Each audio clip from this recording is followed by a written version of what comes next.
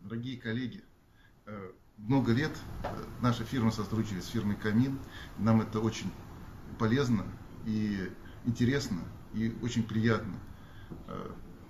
И хотелось бы пожелать в день 25-летнего юбилея фирме «Камин» под руководством Бориса Михайловича Тупицына дальнейшего развития и процветания, благополучия и быстрого прогресса, чтобы вам тоже было с нами хорошо работать.